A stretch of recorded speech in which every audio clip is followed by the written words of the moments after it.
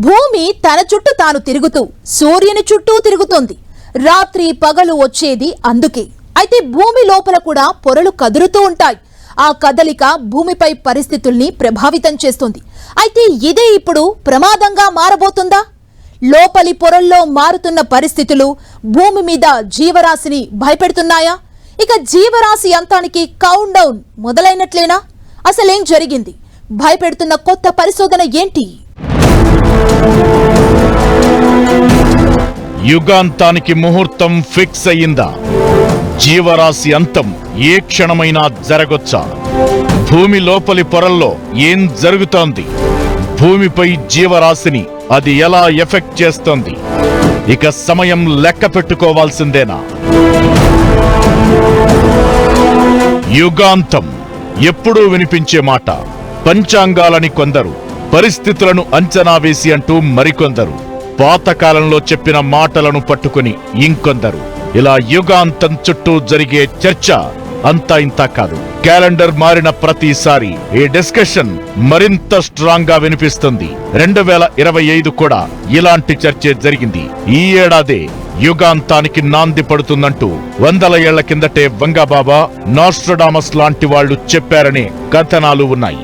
అలాంటి యుగాంతం భయాలను రెట్టింపు చేసేలా అన్నట్లు భూమి లోపల జరుగుతున్న పరిణామాలపై కొత్త రిపోర్ట్ వెలుగులోకొచ్చింది.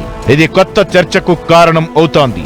భూమి లోపల పొరలు నెమ్మదించాయని, ఇది భూమి మీద జీవరాశిని ప్రభావితం చేస్తుందంటూ రకరకాల కథనాలు వినిపిస్తున్నాయి. భూ అంతర్భాగాలను క్రస్ట్, మ్యాంటల్, కోర్ అనే 3 పొరలుగా విభజించారు. పై పొర క్రస్ట్ జీవజాలం వృద్ధి చెందడానికి అనుకూలంగా ఉంటుంది. దాని కింద మ్యాంటల్, ఆ తరువాత ఉండే 3వ పొర కోర్. ఇది ద్రవ రూపంలో ఉంటుంది. ఇది భూమి లోపలి అత్యంత వేడి ప్రదేశం. ఇక్కడ ఉష్ణోగ్రత సూర్యుడి ఉపరితలంతో సమానంగా ఉంటుంది. భూ అంతర్భాగంలో 5180 కిలోమీటర్ల లోతులో ఉండే ఈ ప్రదేశం ఐరన్, నికెల్ వంటి ఖనిజాలతో నిండి ఉంటుంది. ఓ రకంగా దీన్ని భూమికే కేంద్రం అనొచ్చు. అయితే ఇప్పుడు దీని గురించే ఆసక్తికర విషయం ఒకటి వెలుగులోకొచ్చింది. భూమి ఉపరితలంతో కంపేర్ చేస్తే కోర్ భ్రమణ వేగం తగ్గుతోందని సైంటిస్టులు గుర్తించారు.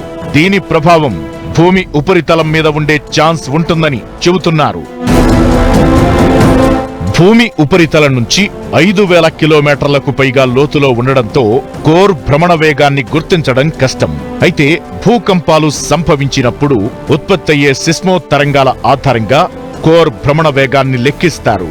ఎలా ఉంటుంది, ఎలా తిరుగుతోందనే దానిపై ఓ క్లారిటీకి వస్తారు. నిజానికి ఎర్త్ కోర్ అంతర్గత భాగాన్ని మొదటిసారిగా 1936లో గుర్తించారు. అప్పట్నుంచి భూకేంద్ర మండలం భ్రమణ వేగం, అది తిరిగే దిశపై సైంటిస్టుల్లో చర్చ జరుగుతూనే ఉంది. అయితే 1960లో భూకంపాలు వచ్చినప్పుడు ఆ తరంగాల ఆధారంగా కోర్ భ్రమణ వేగంలో హెచ్చు తగ్గులు ఉన్నట్లు మొదటిసారి గుర్తించారు. 2009లో మరోసారి ఇలానే జరిగింది. భూమి ఉపరితలానికి మించి కోర్ ఎక్కువ వేగంగా తిరుగుతోందని గుర్తించారు.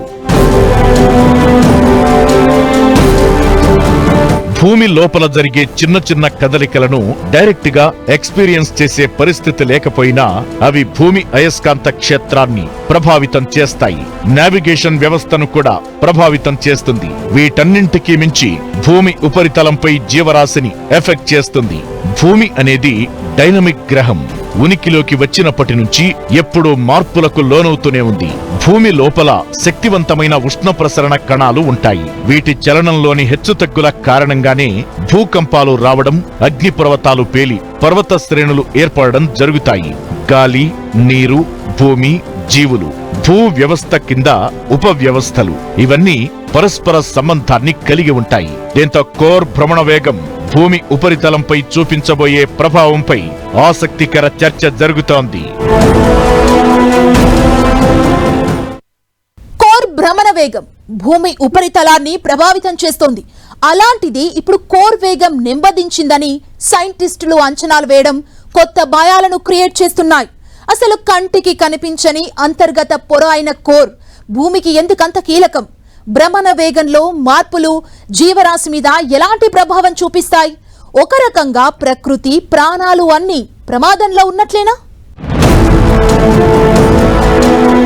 భూమి లోపలి పొర అయిన కోర్ దాదాపు చంద్రుని పరిమాణంలో ఉంటుంది. అంటే భూమితో కంపేర్ చేస్తే 1% కంటే తక్కువ పరిమాణం అన్నమాట. అయినా సరే అయస్కాంత క్షేత్ర శక్తిలో 10% ఇన్నర్ కోర్ నే ఆవరించి ఉంటుంది. ఈ అయస్కాంత క్షేత్రమే జీవి మనుగడకు కీలకం. లోపలి కోర్ బయటి భాగం మాత్రం ఇనుము, నికెల్ పదార్థంతో ఉంటుంది.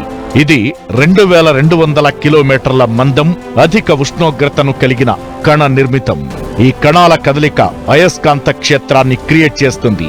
అయస్కాంత క్షేత్రం భూమి వాతావరణం చుట్టూ విస్తరించి ఉంటుంది. ఈ క్షేత్రం కింద ఉండే ద్రవ ప్రవాహం భూభ్రమణాన్ని కోఆర్డినేట్ చేస్తుంది. భూమి లోపలి పొరల నుంచి ఉపరితలానికి పయనించే అయస్కాంత తరంగాలు అంతరిక్ష వికిరణానికి లోను కాకుండా భూమిని రక్షిస్తాయి. భూమి లోపలి కోర్ భూ ఉపరితలం కంటే నెమ్మదిగా తిరుగుతున్నట్లు ఇప్పుడు సైంటిస్టులు గుర్తించారు. నిజానికి కోర్ భ్రమణ వేగం తగ్గడం 2010 నుంచి స్టార్ట్ అయిందన్నది శాస్త్రవేత్తల అంచనా. అయితే మరో వాదన కూడా ఉంది. కోర్ భ్రమణం 2009లో దాదాపుగా ఆగిపోయి తరువాత వ్యతిరేక దిశలో తిరగడం ప్రారంభించిందని చైనాలోని పెకింగ్ యూనివర్సిటీ సైంటిస్టులు అంచనా వేశారు. దీంతో కోర్ భ్రమణ వేగంపై రకరకాల చర్చలు జరగ్గా లేటెస్ట్ రిపోర్ట్ ఈ ప్రయోగాలకు సంబంధించి ఓ క్లారిటీ ఇచ్చే ఛాన్స్ ఉంది. అయితే కోర్ భ్రమణ వేగం తగ్గడం అనేది భూమి ఉపరితలం మీద తీవ్రంగా ప్రభావం చూపించే అవకాశాలుంటాయనే అభిప్రాయాలు వ్యక్తమవుతున్నాయి. వాతావరణంలో చాలా మార్పులు చోటు చేసుకునే ఛాన్స్ ఉంటుంది. గాలి, సముద్ర ప్రవాహాలు భూభ్రమణం మీదే ఆధారపడి ఉంటాయి. కోర్ ఎఫెక్ట్ తో భూ అయస్కాంత క్షేత్రంలో మార్పులు వస్తే భూమి గురుత్వాకర్షణ శక్తి తగ్గుతుంది. రోజుకు 24 గంటల కాలగమనంలో మార్పు వస్తాయి. అదే జరిగితే జీవరాశి ప్రమాదంలో పడినట్లే అనేది సైంటిస్టుల మాట. అయితే ప్రస్తుతానికి ఇవన్నీ అంచనాలు మాత్రమే. రాబోయే రోజుల్లో మరిన్ని పరిశోధనలు చేయబోతున్నారు. ఇది వాల్టీ స్పెషల్ ఫోకస్. మరో ఫోకస్ తో మళ్ళీ కలుద్దాం. చూస్తూనే ఉండండి 10 టీవీ.